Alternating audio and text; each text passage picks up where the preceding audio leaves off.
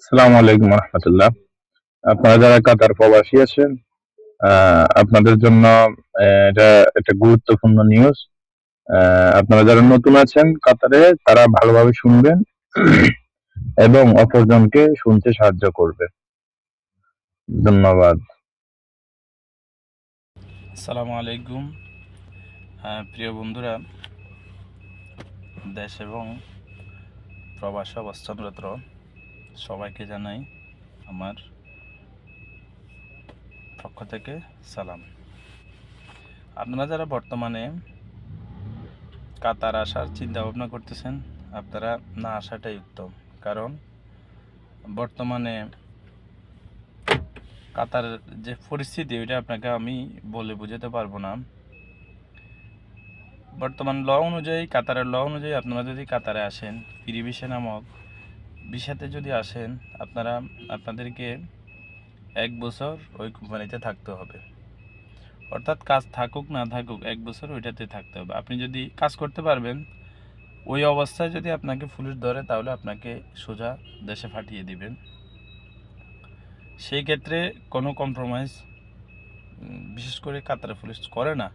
কারণ কিছুদিন আগে আমি যেখানে কাজ করি, ওইখানে একজন লোককে পাঠিয়ে দিয়েছি, কারণ তার যে এগ্রিমেন্ট পেপার নাই, এই জন্য।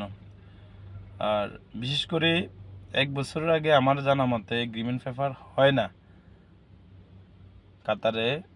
1 বছরের পরে আপনি 6 মাসের এগ্রিমেন্ট পেপার করতে পারবেন।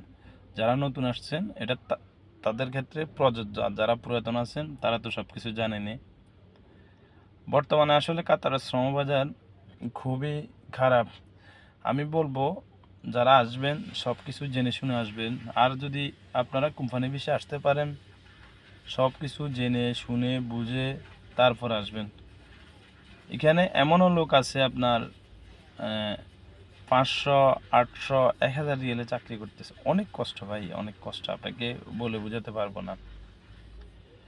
আপনারা যারা আসবেন, ভেবেচিন্তে 100 বার ভেবেচিন্তে আসবেন। কারণ বর্তমানে কাতারে কামের চাহিদা খুবই কম, খুবই কম। পুরাতন যারা আছে তারা আলহামদুলিল্লাহ ভালো আছে। আর বিশেষ করে যারা দালাল, এদের থেকে সাবধান থাকবেন। কারণ এরা আপনাদেরকে অনেক স্বপ্ন দেখাবে। আপনাদেরকে আমি একটা সত্য ঘটনা বলি। সেটা হচ্ছে, আমি যেখানে থাকি, যেখানে জব করি, ওইখানে একটা লোক আসছে আপনার বাংলাদেশ থেকে।